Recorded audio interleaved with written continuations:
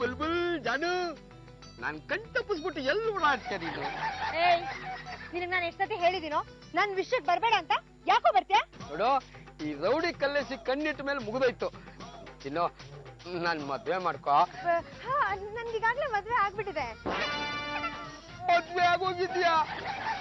ಯಾಕೆ ಚಿನ್ನು ನಂಗೆ ಈ ಮಾತು ಹೇಳಲೇ ಇಲ್ಲ? ಮದ್ವೆ ಆಗಿರೋ ವಿಷಯ ಎಲ್ಲರ ಹತ್ರ ಟಾಮ್ ಮಾಡ್ಕೊಂಡ್ ಬರ್ಬೇಕೇನು? ಹೋಗ್ಲಿ, ಯಾರು ನಿನ್ ಗಂಡ? ನಮ್ಮ ಮನೆಗ್ ಬಂದ್ರೆ ಗೊತ್ತಾಗತ್ತೆ. ಅದು ಇವತ್ತಲ್ಲ ನಾಳೆ ನಿಮ್ ಮನೆಗ್ ಬಂದೇ ಬರ್ತೀನಿ. ನೀನು ಮದುವೆ ಆಗಿದೆ ಅಂತ ಸುಳ್ಳೇನಾದ್ರೂ ಹೇಳಿದ್ರೆ ನಿನ್ ತಲೆ ತೆಗೆದು ಬಿಡ್ತೀನಿ. ಬದ್ಲ ಚಿನ್ನು. ಯಾಕೆ ಸಿಕ್ಕಾಪಟ್ಟೆ ಹೆದರ್ಕೊಂಡ್ಬಿಟ್ಟಿದ್ದೀರಾ? ಅದು ಕಲ್ಲೀಶ್ ಅಂತ ರೌಡಿ ನನ್ನ ಮದ್ವೆ ಆಗುವಂತ ಪೀಡಿಸ್ತಾ ಇದ್ದಾನೆ. ನಾನು ದೂರದಲ್ಲೇ ನಿಂತ್ಕೊಂಡು ಎಲ್ಲ ಕೇಳಿಸ್ಕೊಂಡೆ. ಆದ್ರೆ ನಿಮ್ಮಿಬ್ಬರು ಜಗಳದ ಮಧ್ಯೆ ನಾನು ಬಂದು ಡಿಸ್ಟರ್ಬ್ ಮಾಡಬಾರ್ದು ಅಂತ ಸುಮ್ಮನೆ ಇದ್ದೆ. ನನಗೆ ಅರ್ಜೆಂಟ್ ಆಗಿ ಒಬ್ಬ ಗಂಡ ಬೇಕು. ಆ ಗಂಡ ನೀವೇ ಆಗ್ಬೇಕು.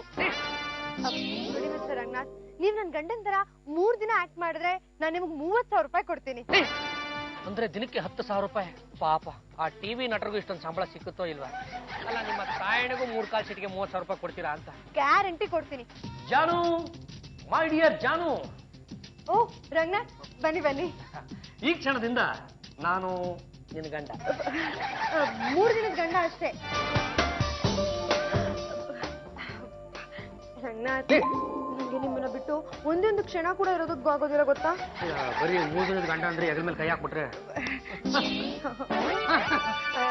ಜಾನು ಜಾನು ಜಾನು, ನಾನ್ ತಾನೇ ಏನ್ ಮಾಡ್ಲಿ ಹೇಳು ಜಾನು.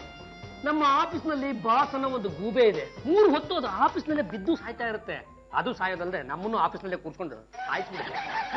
ನೋಡು, ಈ ಗಂಡ ಹೆಂಡತಿ ಆದವರು ಸಾಮಾನ್ಯವಾಗಿ ಹನಿಮೂನ್ಗೆ ಅಂತ ಕ್ಯಾಮನಗುಂಡಿಗೋ ಇಲ್ಲೋ ಡಾರ್ಜಿಲಿಂಗಿಗೋ ಹೋಗಿ ಬಂದ್ಬಿಡ್ತಾರೆ. ಆದ್ರೆ ನಾನು ನೀನು ಸೇರ್ಕೊಂಡು ಸ್ವಿಟ್ಜರ್ಲ್ಯಾಂಡಿಗೆ ಹೋಗಿ.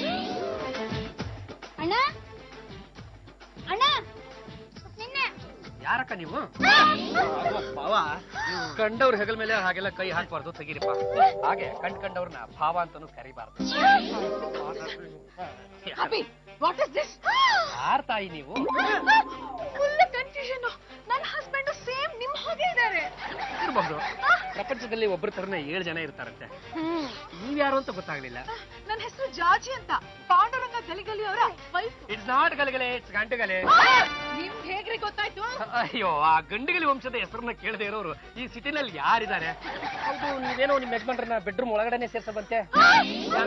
ಬಾ, ಅಶ್ವತ್ಥಕಟ್ಟೆ ಸುತ್ತಾಕಿದ್ರೆ ಬೇಗ ಮಕ್ಕಳಾಗ್ತಾವಂತೆ. ನಾನು ಬರ್ತಾ ಕೋಪದಲ್ಲೇ.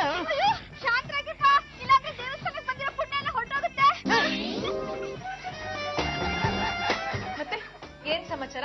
ಅಯ್ಯೋ ಶಿವನೇ, ಅಲ್ಲ ಊಟ ಹಾಕ್ತೀನಿ ಅಂತ ಮನೆ ಕರೆದ್ಬಿಟ್ಟು ಏನ್ ಸಮಾಚಾರ ಅಂತ ನಮ್ಮನೆ ಕೇಳಿದ್ರೆ ನಾವೇನ ಹೇಳೋಣ? ಪಾಂಡುರಂಗ ಗಂಡುಗಲಿ ಯಾರಚ್ಚಿ ಅವರು? ಅದೇ, ಇವರು ನನ್ನ ಹಬಿ ಅಲ್ಲ, ಹಬಿ ಥರಾನೇ ಇರೋ ರಂಗನಾಥ್. ಅಂದಾಗೆ ನಿಮ್ ಹಬಿಯಲ್ಲಿ 1 ನಿಮಿಷ ಕಾಲ್ ಮಾಡ್ತೀನಿ.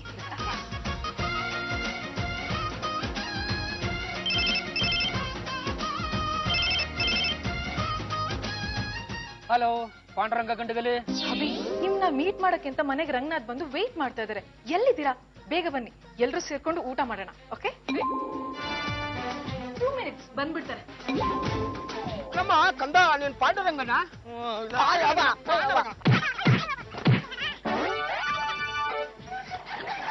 ನೋಡಿ, ಪಾಂಡುರಂಗ ರಂಗನಾಥ ಇಬ್ರು ಒಬ್ರೆ.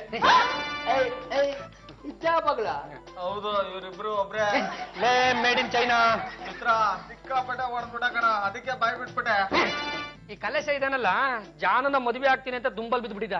ಈ ಜಾನು ಅವರು ನನ್ನ ಹತ್ರ ಬಂದು ಬರೀ 3 ದಿನದ ಮಟ್ಟಿಗೆ ನನಗೆ ಗಂಡನಾಗಿ ಅಭಿನಯಿಸಿ ನಿಮಗೆ 30,000 ರೂಪಾಯಿ ಪಗಾರ ಕೊಡ್ತೀನಿ ಅಂತ ಹೇಳಿದ್ರು. ಈ ಜಂತುವಿನಿಂದ ಇವಳನ್ನ ಕಾಪಾಡಬೇಕು ಅನ್ನೋ ಏಕಮಾತ್ರ ಕಾರಣಕ್ಕೆ ನಾನು ಒಪ್ಕೊಂಡ್ಬಿಟ್ಟೆ. ನೋಡಿ, ಆ ಹುಡುಗಿ ಸಾಹಸಕ್ಕೆ ಯಾವತ್ತೂ ನಾನು ಬರೋದಿಲ್ಲ, ಕಣ್ಣಿಟ್ಟು ಸಹ ನೋಡಲ್ಲ. ದಯವಿಟ್ಟು ನಾನು ಬಿಟ್ಟುಬಿಡಿ. ಬಾರೋ ಅಭಿ, ನಿಜ ಹೇಳಿ, ನಿಮ್ಗೂ ಇವಳಿಗೂ ಯಾವ ಸಂಬಂಧನೂ ಇಲ್ವಾ? ಅಯ್ಯೋ ಶಿವನೇ, ಈ ನನ್ನ ಜಾನು ಆಣೆಗೂ ಇಲ್ಲ ಕಣ್ರೆ. ಇವ್ರನ್ನ ಮದ್ವೆ ಆಗ್ಬೇಕು ಅಂದ್ರೆ ಪುಣ್ಯ ಮಾಡಿರ್ಬೇಕು. 3 ದಿನದಲ್ಲಿ ಇವ್ರೇನು, ಇವ್ರ ಪ್ರೀತಿ ಏನು ಅಂತ ನಾನು ಚೆನ್ನಾಗಿ ಅರ್ಥ ಮಾಡ್ಕೊಂಡಿದ್ದೀನಿ. ಅದಕ್ಕೆ ನಾನೊಂದು ನಿರ್ಧಾರಕ್ಕೆ ಬಂದ್ಬಿಟ್ಟಿದ್ದೀನಿ. ಪಾಂಡುರಂಗ ಆಗಿ ಇವರು ಜಾಜಿ ಜೊತೆ ಇರ್ಲಿ, ರಂಗನಾಥ ಆಗಿ ನನ್ ಜೊತೆ ಇರ್ಲಿ.